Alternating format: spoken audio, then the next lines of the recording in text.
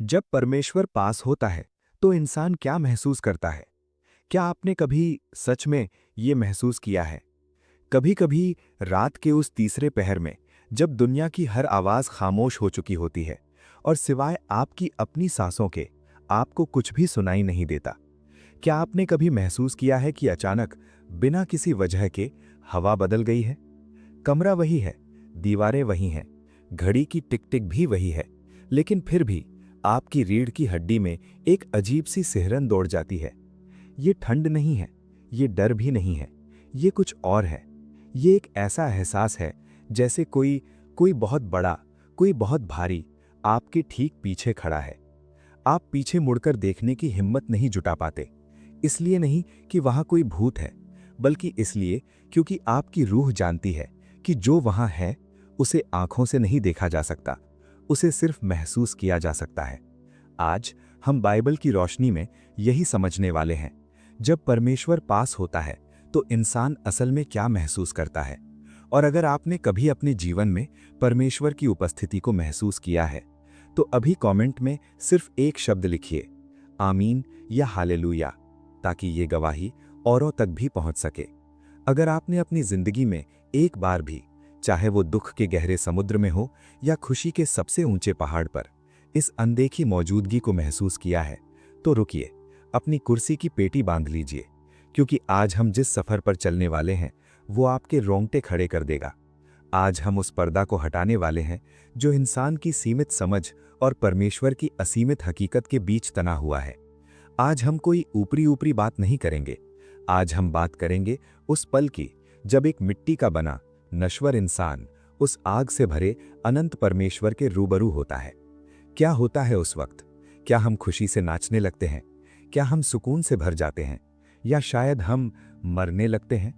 Bible, जो इस ब्रह्मांड के सबसे गहरे और छिपे हुए रहस्यों की चाबी है, वो हमें बताती है कि जब परमेश्वर, जो पवित्रता का धधकता हुआ सूरज है, जब वो किसी इंसान के करीब आता है तो सबसे पहली चीज जो होती है वो है हिलना।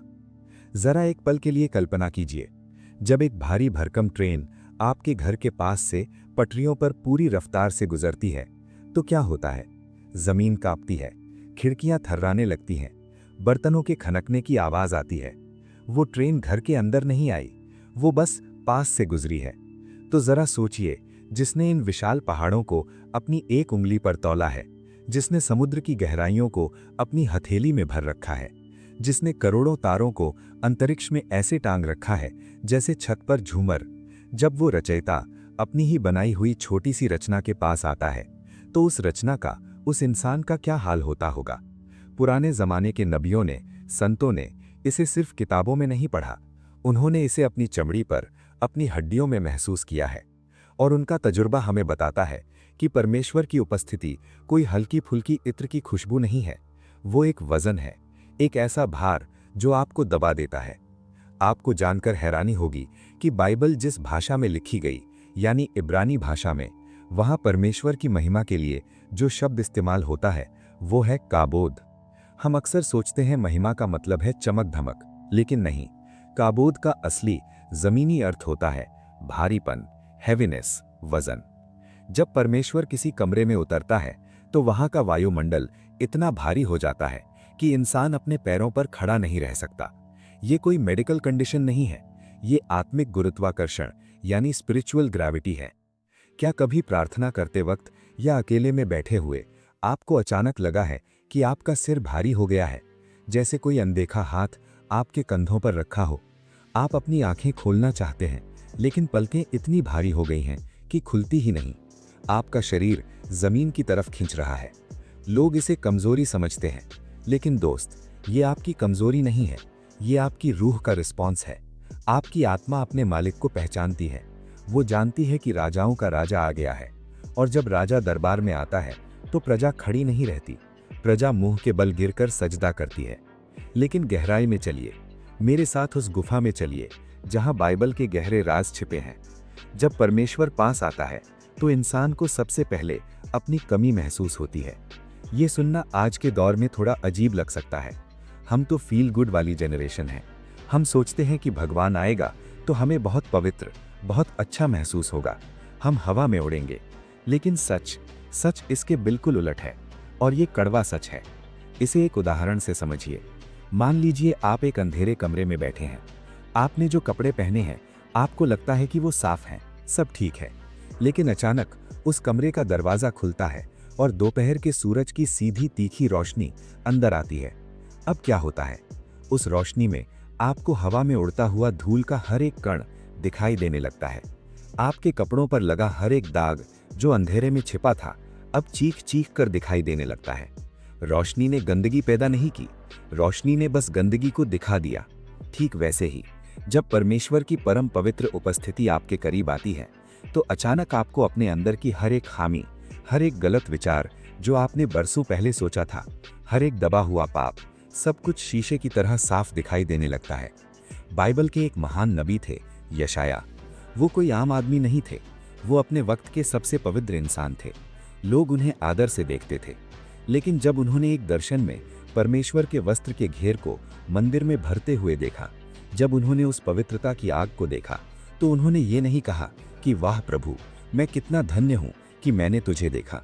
नहीं, वो चीख पड़े, वो डर से कांप उठे। उन्होंने अपनी छाती पीटी और कहा, हाय, मैं नाश हुआ, क्योंकि मैं अशुद्ध होठों वाला मनुष्य हूं। शब्दों पर गौर कीजिए, मैं नाश हुआ, आई एम अनडन। इसका मतलब जानते हैं? इसका मतलब है मैं उधड़ गया। जैसे एक बुना हुआ स्वेटर धागा खींचने पर उधड़ जाता है, बिखर जाता है। उस पल में इंसान को लगता है कि वो परमेश्वर की पवित्रता के सामने टिक नहीं पाएगा। उसे लगता है कि उसका वजूद, उसका अस्तित्व ही खत्म होने वाला है। ये डर, ये पवित्र भय, होली फियर ही वो पहली सीढ़ी है जो हमें असली परमेश्वर तक ले जाती है। आज की दुनिया में हमने भगवान को एक बड्डी, एक दोस्त तो बना लिया है, लेकिन हम उसे अग्नि मानना भूल गए हैं। और जब वो अग्नि के रूप में आता है तो हमारी रूह कांप उठती है। क्या आपने कभी सोचा है कि बाइबल में जब भी कोई स्वर्गदूत या परमेश्वर की उपस्थिति इंसान के पास आई तो उनके पहले शब्द क्या थे? मत डर। क्यों? क्योंकि परमेश्वर की उपस्थिति का डिफॉल्ट असर इंसान पर डर ही होता है। वो इतना विशाल है, इतना शुद्ध है कि हम उसके सामने कीड़े मकोड़ों जैसे महसूस करते हैं। लेकिन कहानी यहां खत्म नहीं होती, और यही तो बाइबल की खूबसूरती है। असली चमत्कार तो इस कांपने के ठीक बाद होता है। जब आप उस पवित्रता की आग में जल रहे होते हैं, जब आपको अपनी गंदगी का एहसास होता है, जब आपको लगता है कि मैं इस लायक नहीं हूं कि परमेश्वर मेरे पास आए, ठीक उसी पल एक हाथ बढ़ता है। वही हाथ जिसने आकाश गंगाओं को बनाया है, वही हाथ जिसमें कीलें ठोकी गई थी। वो हाथ आपके कांपते हुए कंधे पर आता है, और एक आवाज आती है जो बादलों की गर्जन जैसी है, लेकिन फिर भी मां की लोरी से ज्यादा कोमल है। मत डर, मैंने तुझे तेरा नाम लेकर बुलाया है, तू मेरा है। यही वो विरोधाभास है जो दुनिया के किसी और अनुभव में, किसी और नशे में, किसी और रिश्ते में नहीं मिलता। एक ही समय पर आप मरना भी चाहते हैं अपने पापों के कारण, और जीना भी चाहते हैं उसके प्यार के कारण। एक ही समय पर आप उससे दूर भागना चाहते हैं क्योंकि आप उसके सामने नंगे हैं, और उसी समय आप उससे लिपट जाना चाहते हैं क्योंकि वही एकमात्र सहारा है। आप रोना चाहते हैं, फूट फूट कर रोना चाहते हैं, लेकिन साथ ही आपके होठों पर एक ऐसी मुस्कान होती है जो दुनिया की नहीं है। दानिएल नबी को याद कीजिए, वो परमेश्वर के बहुत प्यारे थे, लेकिन जब उन्होंने उस स्वर्गीय दर्शन को देखा, उस आसमानी दूत को देखा जिसकी आंखें आग की मशाल जैसी थीं, तो बाइबल कहती है, मेरे अंदर कोई बल न रहा, मेरा चेहरा पीला पड़ गया, मेरी सुंदरता कुरूपता में बदल गई, और मेरी देह की शक्ति जाती रही। वो जमीन पर गिर पड़े, एक मरे हुए इंसान की तरह, बेजान। लेकिन फिर क्या हुआ? एक हाथ ने उन्हें छूकर जगाया, उन्हें घुटनों के बल खड़ा किया, और उन्हें वो बातें बताईं जो आने वाले जमाने के लिए थीं। यहां एक बहुत गहरा रहस्य है, इसे अपनी डायरी में लिख लीजिए या अपने दिल पर छाप लीजिए। परमेश्वर की उपस्थिति हमें तोड़ती है ताकि वो हमें दोबारा बना सके।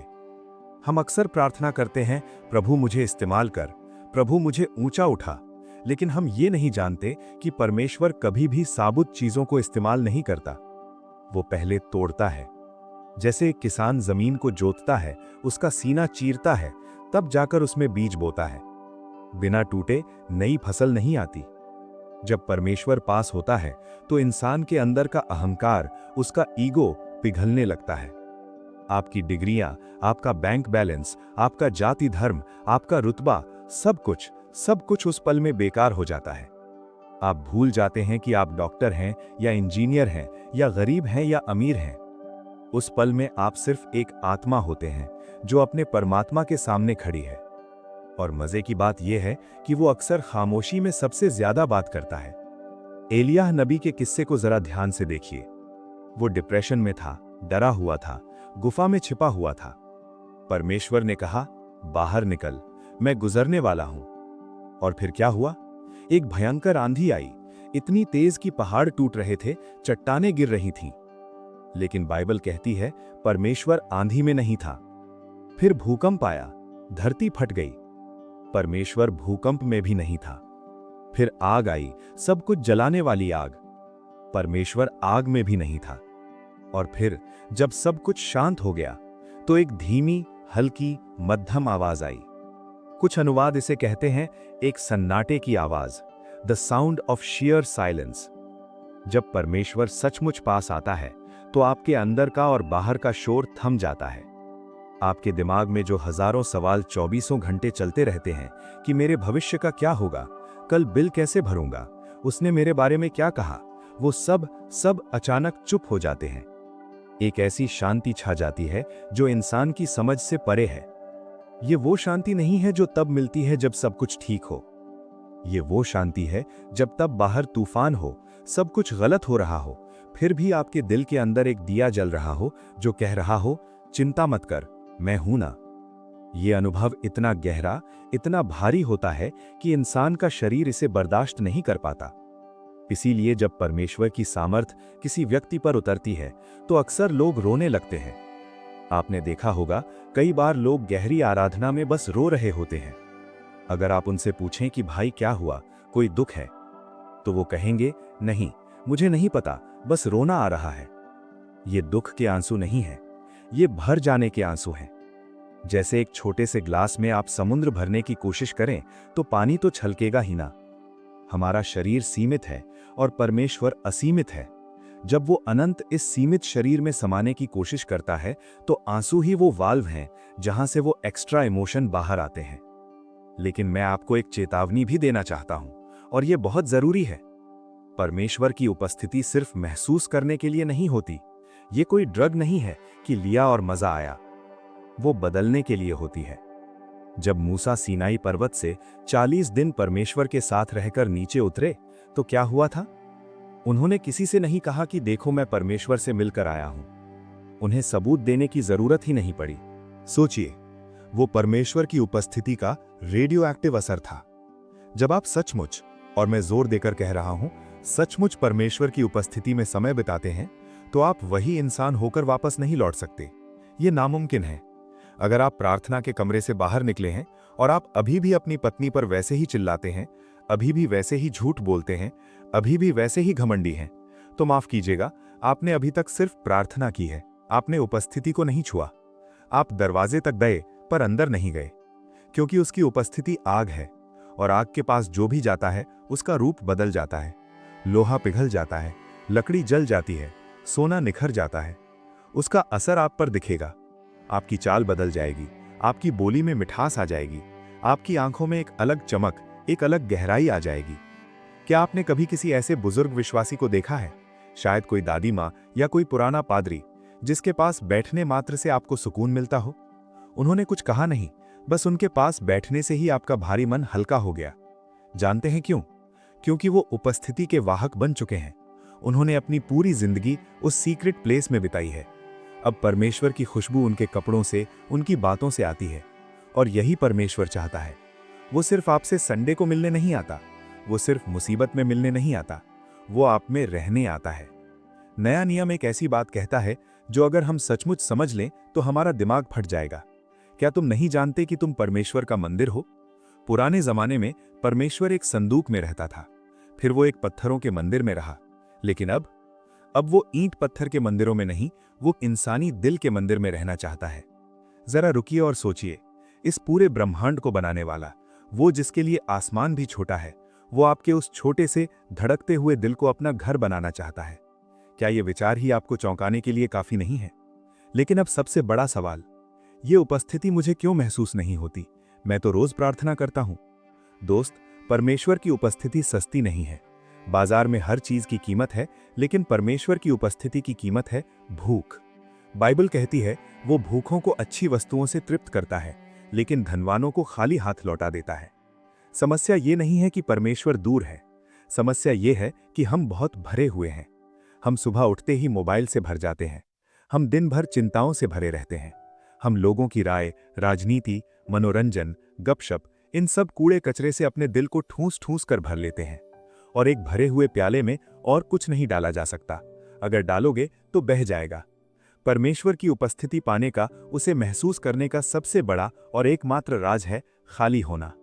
जब आप अपने कमरे का दरवाजा बंद करते हैं और कहते हैं, प्रभु, मुझे और कुछ नहीं चाहिए, मुझे तेरी आशीषें नहीं चाहिए, मुझे तेरा हाथ नहीं चाहिए, मुझे तेरा चेहरा चाहिए, मैं खाली हूं, मुझे भर दे। आपकी ये टोटन, आपकी ये लाचारी ही आपकी सबसे बड़ी योग्यता है। जब याकूब, जो एक धोखेबाज इंसान था, जब उसने पूरी रात परमेश्वर के दूत से कुश्ती लड़ी, तो उसने क्या कहा? सुबह होने वाली थी, दूत जाने वाला था, लेकिन याकूब ने उसे जकड़ लिया और कहा, जब तक तू मुझे आशीष न दे, मैं तुझे जाने नहीं दूंगा। उस रात याकूब की जांघ की नस चढ़ गई, उसे चोट लगी, वो जिंदगी भर के लिए लंगड़ा हो गया। लेकिन उसी रात उसका नाम बदल गया। वो याकूब, धोखेबाज से इस्राएल, परमेश्वर का राजकुमार बन गया। परमेश्वर की उपस्थिति आपको घायल कर सकती है, आपके अहंकार को चोट पहुंचा सकती है, लेकिन वो घाव किसी गोल्ड मेडल से कम नहीं होता।